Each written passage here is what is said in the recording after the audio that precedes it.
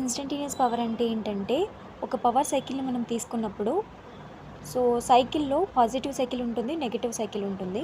Positive సైకిల్లో ఉన్నప్పుడు ఆ పవర్ని పాజిటివ్ పవర్ అంటాము. నెగెటివ్ సైకిల్లో ఉన్నప్పుడు నెగెటివ్ పవర్ అంటాము. ఇప్పుడు మనం ఏం చేస్తున్నామంటే, పాజిటివ్ పవర్ టైంలో పవర్ అనేది సోర్స్ నుంచి లోడ్కి వెళ్తుంది. అంటే మనకి కామన్గా ఎలా జరుగుతుందో సోర్స్ నుంచి లోడ్కి కదా, అది కామన్ ప్రాక్టీస్. కానీ మనం నెగిటివ్ పవర్ కేసులో ఏమవుతుందంటే, వోల్టేజ్ కరెంటు రెండు అనేవి ఇన్ ద నెగిటివ్ సైకిల్లో వస్తాయి అన్నమాట. జీరో తర్వాత నెగిటివ్లో ఇంక్రీజ్ అవుతాయి. అప్పుడు ఏమవుతుందంటే, వోల్టేజు కరెంటు రెండు మనం మల్టిప్లై చేసినప్పుడు పవర్ అనేది పాజిటివ్ వస్తుంది. ఓకే, ఇన్ ద రెసిస్టివ్ సర్క్యూట్లో. But in the capacitive and inductive సర్క్యూట్లో అలా ఉండదన్నమాట. రెసిస్టివ్ సర్క్యూట్కి మాత్రమే ఇన్స్టంటేనియస్ పవర్ అనేది పాజిటివ్ ఉంటుంది.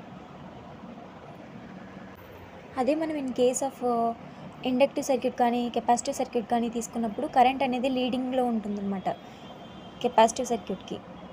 ఓకేనా? కెపాసిటివ్ సర్క్యూట్లో కరెంట్ అనేది లీడ్ అవుతుంది వోల్టేజ్ కంటే. ఇండక్టివ్ సర్క్యూట్లో కరెంట్ అనేది లాగింగ్లో ఉంటుందన్నమాట. వోల్టేజ్ స్టార్ట్ అయిన తర్వాత కరెంట్ స్టార్ట్ అవుతుంది. అంటే వోల్టేజ్ సైకిల్ అనేది జీరో నుంచి స్టార్ట్ అయిన తర్వాత ఆర్ సమ్ ఇన్స్టెంట్ దగ్గర నుంచి స్టార్ట్ అయిన తర్వాత కరెంట్ సైకిల్ అనేది స్టార్ట్ అవుతుంది.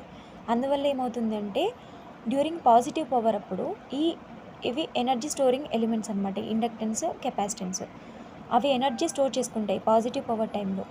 ఎప్పుడైతే పవర్ అనేది ఇక్కడ వోల్టేజ్ కరెంట్ రెండు బికమ్ జీరో అయిన తర్వాత అవి లోడ్ నుంచి సోర్స్కి పవర్ అనేది డెలివర్ చేస్తాయి.